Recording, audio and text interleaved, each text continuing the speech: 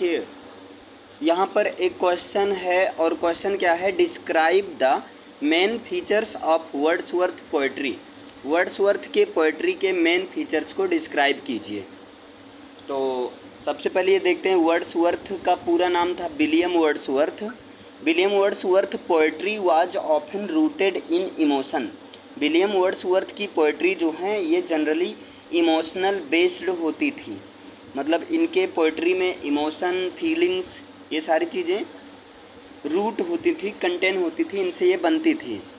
जैसे William Wordsworth ने एक लिखा प्रीफेस टू लिरिकल बैलेट्स में, और प्रीफेस टू लिरिकल बैलेट्स के थ्रू वर्ड्सवर्थ कहीं ना कहीं पोएट्री के ही नेचर को बताया है, और उसमें ये बताया है कि पोएट्री जो होती है वो फीलिंग्स और इमोशन बेस्ड पर होती है, मतलब किसी की एक इमेजिनेशन होती है और वो इमेजिनेशन उसके इमोशंस और एक्सपीरियंस पर निर्भर करता है। जैसे आगे देखिए लिखा है, ही often wrote about his on emotions and experiences.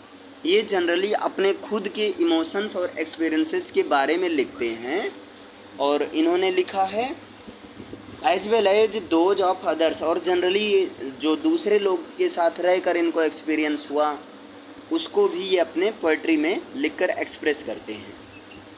वैसे पोएट्री होता ही है कि इमोशंस या फीलिंग्स को लिख कर एक्सप्रेस करना एक इमेजिनेशन बेस्ड होता है।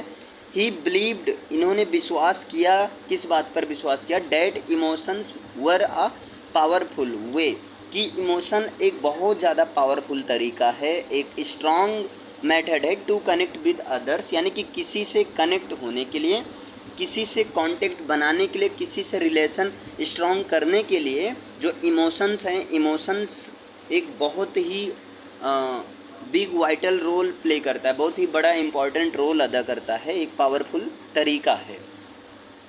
Wordsworth often wrote about memory, Wordsworth memory के बारे में लिखते हैं, क्योंकि डिपेंड करता है मेमोरी, स्मृति जो भी है, ये चीज़ मेमोरी अगर किसी की जैसे मेमोरी अच्छी है, जैसे मान लीजिए मैं कहीं पर गया हूँ या वर्ड्सवर्थ कहीं जंगल में गए हैं, वहाँ पर कोई सीन देखे हैं, तो अगर उस सीन या वहाँ पर जो भी चीज़ें देखे हैं इनकी मेमोरी पावर बहुत अच्छी है, तो कहीं ना कहीं ये जो है अच्छी पोइट्री भी लिखेंगे, इमेजिनेशन करेंगे, फीलिंग्स को एक्सप्रेस करेंगे, इमोशंस को बताएंगे। And how it shaped his life and his poetry, और वो बताते हैं कि किस तरह से इसका एक रियल लाइफ में शेप दिया जाता है, और अपनी पोइट्री के थ्रू इन सबको दिखाते हैं। वो अपनी पोइट्री में, अपने लाइफ में किस तरह से वो मेमोरी को एक स्थान देते हैं, उसको एक शेप देते हैं प्रॉपर, इस बात पर फोकस करते हैं। William Wordsworth is one of the romantic poets. अब देखिए विलियम वर्ड्सवर्थ रोमांटिक पोएट्स में से एक हैं। अब जनरली जितने भी रोमांटिक पोएट्स होते थे, तो रोमांटिक पोएट्स का काम ही होता है रोमांटिक लिखना, कुछ रोमांस भरी, और भाई जब रोमांस भरी बातें होंगी तो उसमें कहीं ना कहीं कंपेयर होंगी, जैसे अभी मूवीज़ में तुम्हारी आंखें चांद तारों जैसी, तो एक तरह से कंपैरिजन किया जा रहा है, फीलिंग्स, इमोशंस को एक्सप्रेस किया जा रहा है, मतलब कई सारी चीज़ें होती हैं। अब ऐसा थोड़ी है किसी की आंखें मतलब मछली जैसी नीली हैं, तो अब ऐसे थोड़ी नीली होगी, लेकिन एक इमोशंस, फीलिंग्स को बताया जाता है कि मतलब हाँ बहुत अच्छी है, इस तरह से जो है। तो ये रोमांटिक पोएट्स में से एक हैं विलियम वर्ड्सवर्थ। और एक चीज़ और, विलियम वर्ड्सवर्थ ने एस.टी. कॉलरिज के साथ मिलकर इन्होंने लिखा था प्रीफेस टू लिरिकल बैलेट्स, और इसमें पोएट्री को और अच्छे से बताए हैं इन सब कि क्या कैसे होना चाहिए। He focuses on the individual and human mind, और इसी के साथ में इन्होंने इंडिविजुअल और ह्यूमन माइंड पर फोकस किया है, इस बात पर फोकस किया है कि जो है एक पर्टिकुलर पर्सन का माइंड इंडिविजुअल रूप से अलग अलग तरीके से काम करता है। जैसे मान लीजिए किसी चीज़ पर अगर आपसे लिखने के लिए कहा जाए तो आप अलग तरीके से लिखेंगे और मैं अलग तरीके से लिखूंगा, लेकिन टारगेट कहीं ना कहीं मैटर एक ही रहता है। तो वही चीज़ ये जो है इंडिविजुअल और ह्यूमन माइंड पर फोकस किए हैं। Wordsworth uses very simple language to understand his opinion. अब देखिए वर्ड्सवर्थ अपने ओपिनियन को समझाने के लिए या दूसरे के ओपिनियन को समझने के लिए, ये स्पेशली अपने ओपिनियन को समझाने के लिए ये बहुत ही सिंपल लैंग्वेज का यूज करते हैं, जैसा कि टी.एस. इलियट। अब टी.एस. इलियट जो थे ये कहीं ना कहीं बहुत ज़्यादा हार्ड लैंग्वेज का, डिफ़िकल्ट लैंग्वेज का यूज करते थे, और जैसा कि उसमें मैथ्यू आर्नोल्ड ने बताया था, द स्टडी ऑफ पोइट्री में बताया था कि मानते हैं कि अगर आप बहुत हार्ड लैंग्वेज का यूज करते हैं तो ये तो पता चल जाता है कि आप बहुत ज़्यादा जानकार हैं, लेकिन अगर आपकी बात दूसरे को नहीं समझ में आ रहा है तो मतलब कहीं ना कहीं ये यूजलेस हो जाता है, बेकार हो जाता है। आगे देखिए, in lines written in early spring the speaker sits in a grove and listens to the 1000 blended notes. Blended notes. अब जैसे यहाँ पर देखिए, ये अर्ली स्प्रिंग, ये मतलब इनकी पोयम है, lines written in early spring. इसमें ये बताते हैं कि स्पीकर एक ग्रेव में बैठा हुआ है, और ग्रेव मीन्स एक कब्र में जो है, उपवन, ग्रोव में एक बैठता है, और वहाँ पर जो है 1000 ब्लेंडेड नोट्स को, मतलब जो कई सारी आवाज़ें आती हैं, है ना, जैसे वहाँ जो शांत इन्वायरमेंट है उनमें से आ रही आवाज़ों को ध्यान से वो ऑब्जर्व करता है, सुनता है। हाँ, आगे देखिए फिर, he uses spiritual language to capture his experience. अब देखिए, ये अपने एक्सपीरियंस को, अपने फीलिंग्स को कैप्चर करने के लिए, उसको बांधने के लिए, उसको बाइंड करने के लिए स्पिरिचुअल लैंग्वेज का यूज करते हैं। कहीं ना कहीं अपने लैंग्वेज में स्पिरिचुअलिटी को फोकस में रखते हैं।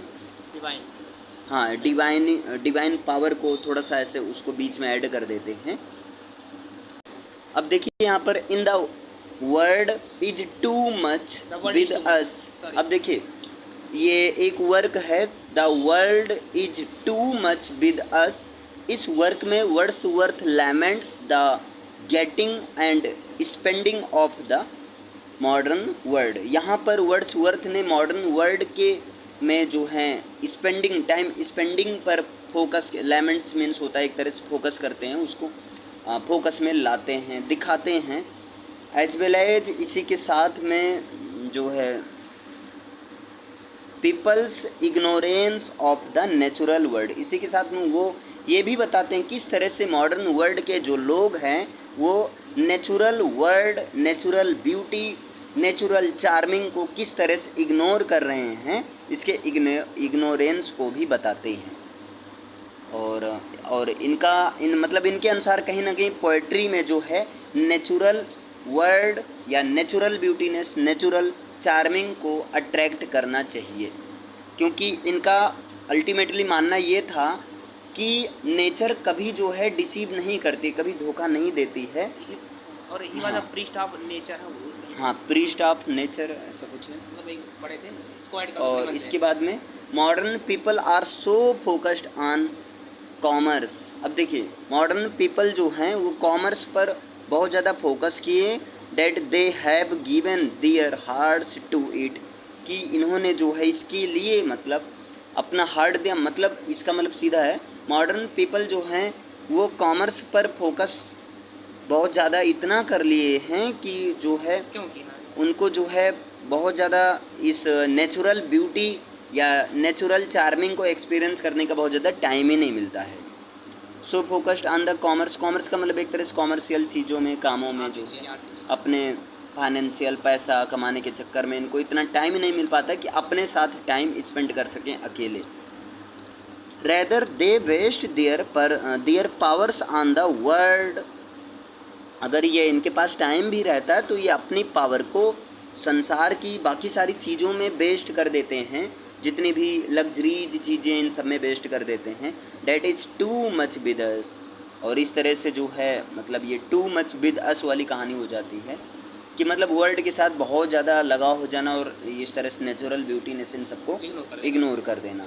In the poem the solitary reaper Wordsworth is strong focus power is on the individual and human mind. अब देखिए, पोएम सॉलिटरी रीपर में वर्ड्सवर्थ ने कहीं ना कहीं स्ट्रॉन्ग फोकस पावर को दिखाया है। कुल मिलाकर यहाँ पर इन शॉर्ट में अगर फालतू कहानी हटाएं तो वर्ड्सवर्थ की जितनी भी पोइट्री अगर देखा जाए तो इनकी पोइट्री में कहीं ना कहीं अल्टीमेटली गोल यही दिखाया है कि poetry contains the natural beautiness and charmingness. मतलब इस चीज़ को इन्होंने दिखाया है।